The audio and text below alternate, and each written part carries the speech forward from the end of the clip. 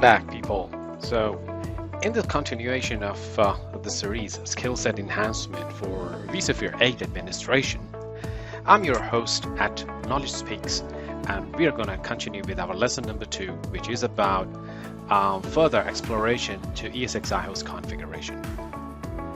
In reference to my previous video, lesson number 1, we are actually now moving towards some other components which are actually needed to do the basic configuration of the ESXi host, and what are the different interfaces this virtualization engine gonna provide you. So having said that, there are many different interfaces this ESXi host or this virtualization engine gonna provide you. So one of the interface is the basic one, which is known as DCUI. In this interface, as you can see here, it is the local interface you're going to access to ESXi host, and it is known as direct console user interface.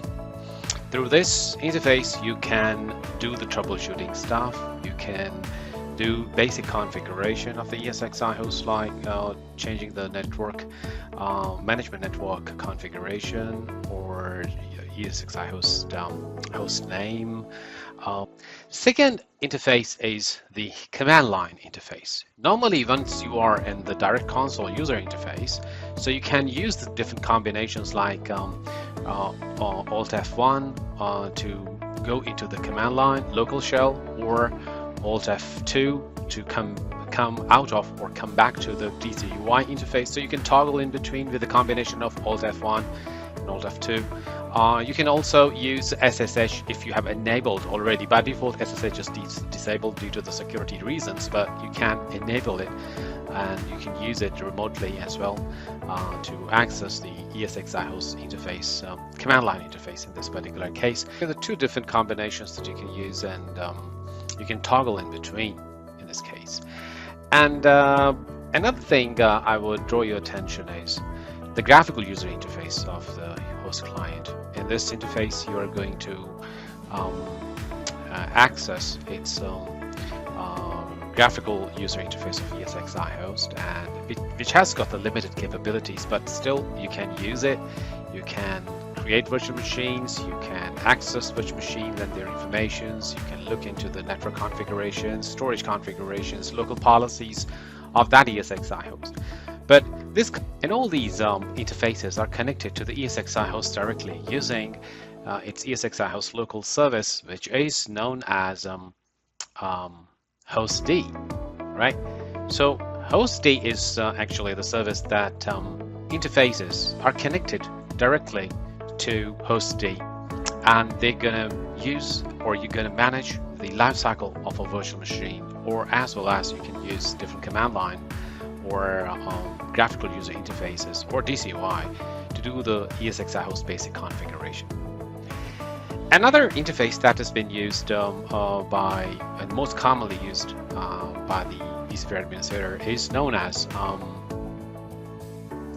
vSphere client.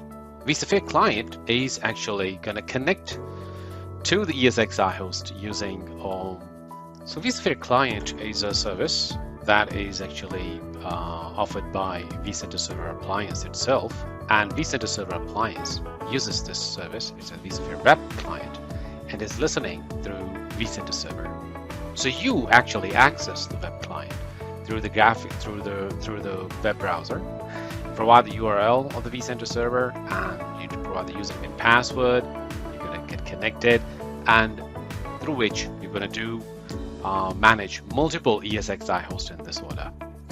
Now, we're going to talk about the vSphere client services and the vCenter server itself. But before we do this, we're going to talk about these these three different interfaces, and then we're going to talk about the vSphere client. Now, these three interfaces, which are actually connecting your ESXi host using hostd to manage the lifecycle of the virtual machine as well as the ESXi host.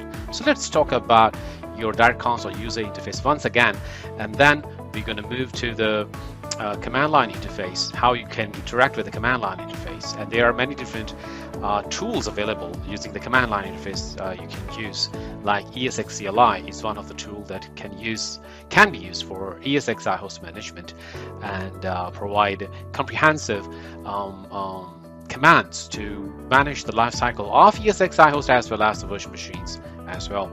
And then we're going to also explore graphical user interface offered by the vSphere host client, and then we move to the vSphere client in this case.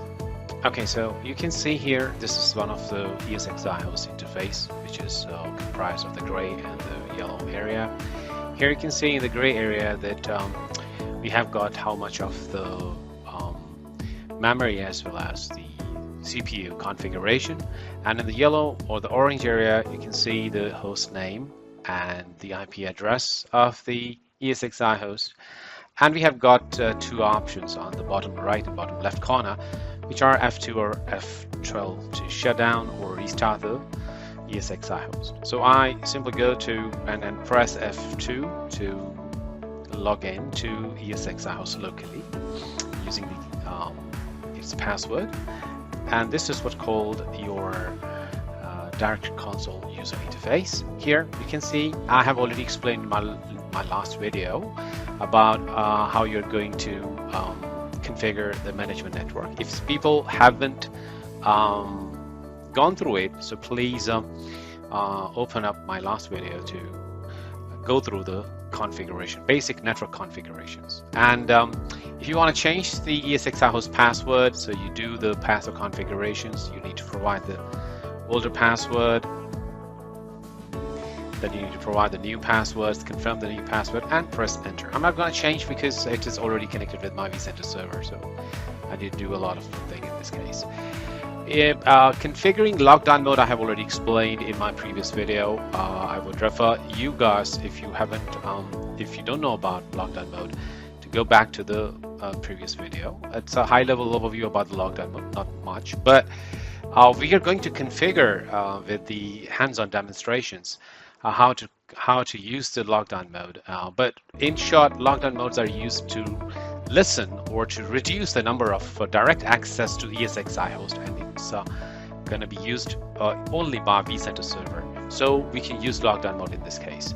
But we need to create some of the exception users, because if any ESXi host due to any reason just got disconnected from the vCenter server, so we can use that exception user or exceptional users to recover ESXi host from its faulty disconnected state. So once we have tested the management network, once we have just gone through the configurations, so we can also change the keyboard layout. If some people may be using the US keyboard layout, some people may be using some other region-based. So depending on the different region, the keyboard layout can be changed. But here, in case of troubleshooting, we just click on the troubleshooting, and you can see here we can enable or we can disable ESXi shells. At the moment, you can see I have selected disable ESXi host shell, and on the gray area you can see here that it is already enabled, and you don't need to actually enable unless it is necessarily needed. You can disable the SSH shell by just pressing enter. So you can see here it has just been disabled, and you can do all these configurations using vCenter server as well. You can also disable the SSH service as well, which is by default you can see it's enabled. But why we usually use it? Enabling SSH is going to allow you to remotely access your ESXi host using command line. So you may be using port, the default one is 222 port number, and you can, if for example you have disabled ESXi shell, this is something that you're gonna use local ESXi shell on the connected system. So you need to enable it first. So once you do that, so you can choose Alt F1, right, to go to the ESXi shell. As I pressed Alt F1, and I use password, username and password, the similar one, and I have been logged into it. So I can use different commands. I can see that where I'm located, right? If I want to go back to this DCUI, I need to use press Alt F2. So if I go back, so we can toggle in between the DCUI and the local shell. But for example, if you have disabled it, right? You can see now it is disabled. Now, if you have disabled it, and when I press Alt F1, this is my current session, right? Now you can't see anything except of the blinking prompt. Why? Because I have disabled the local shell. So I go back. If I even press enter, it's never gonna do anything. So I go back by pressing Alt F2 and I enable it. Now look at the gray area. It says ESXi shell is enabled. Now I go back by pressing Alt F1 and I can see here, right? So this is something that you can enable or disable for the users, right? If you have disabled ESXi shell, so none of the people using DCUI can or locally connect to the ESXi host local shell. Same is true for the SSH. You can also define the idle timeout for security reasons. So you can modify the DCUI idle timeout in minutes. So 1440 is the maximum time, that is 24 hours, and 0 to disable the timeout, right? So idle timeout means you have just enabled your ESXi shell, right? A DCUI access, sorry, not the ESXi shell, and you're not doing anything, and the shell is opened up for idle timeout, and you say if the shell is enabled and you have been logged in and you're doing nothing for 5 minutes, so your session gonna be kicked out, and it's gonna be similar like as you have accessed the DCUI shell, but you need to provide your username password once again. Now if I go back and I restart management agents, so you can see here the shell is connected directly to host D.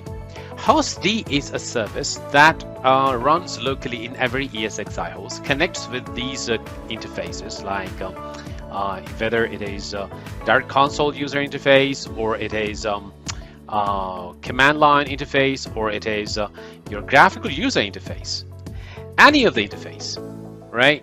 So it's going to connect through the host D. And host D is a service that actually you can restart by going over here and you click or press enter and you say that you want to restart the management agents. And the second agent is the VPXA. Both of the agents or both of the services are running in the ESXi host. You can restart them, but be very careful if the ESXi host is connected with the vCenter server and you do this activity. So what's going to happen, it is going to restart the host D and VPXA agents, which are actually connected with the vCenter server on the connectivity. So this agent is going to be restarted, and because of this your ESXi host could be disconnected. So that is the reason you can see here that in the red mark you can see that warning, restarting the management agents will disconnect all the remote management software. This will affect all running services. Collection of extra troubleshooting information can take a noticeable amount of time. So all the connected software, remotely connected software, are going to be disconnected through the ESXi host. Right? Now, that is not only limited to the ESXi host, but actually the interfaces, like, they are also connected. So they're gonna be disconnected in this case as well. So you could see that the disconnectivity happens if you restart the management agents in this way. So you need to press F11 if you are okay with that and you wanted to get some extra logging information. You need to check box this particular information. It's gonna provide you the verbose version of the logs in this particular case. So I'm pressing escape to get out of it. And now ESXi shell and SS timeouts, if they are actually your SSH is enabled and your ESXi shell is enabled. So you can see here that both are enabled, right? So if they are not enabled, then you can do the modifications to the ESXi shell timeouts. Otherwise, if they are enabled, don't need to do anything. Like for example, I disable this. And we can see you can modify it. So the number of minutes that you can elapse before you must log in after ESXi shell access is enabled and idle timeout is needed. So availability timeout, how long you can access the shell, and if you're not using that shell, for how long it should be idle. So again, the similar number 1440 is the number of minutes that you can have it, or you can go with a 0, which means disabling this idle timeout for the security reasons. So for example, if I do the changes here, I say availability timeout is 30 minutes and idle timeout is 5 minutes, and I press enter. So I have saved this value and now I disable it. I just enabled my ESXi shell. I enable my SSH shell. So now they are got the similar configuration. How can I check? So in this particular case, either you practically look into it by accessing ESXi host to the SSH, or you just disable it. Once again, disable it, and you do check the modification number. You can see here that is a similar amount of time you have already configured.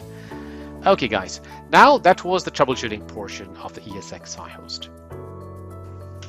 So now this was the first part of our lesson number 2 we have covered so far. In this we have discussed the ESXi shell enability and its configuration, along with some of the explanation about the lockdown modes, and we also discussed how there are different particular interfaces like DCUI, command line interface, and graphical user interfaces, which are not as I've now discussed, but we are going to talk about in our next upcoming session. So that was the stuff people have covered so far. Thank you very much being with me. I hope you're enjoying the session. Stay tuned.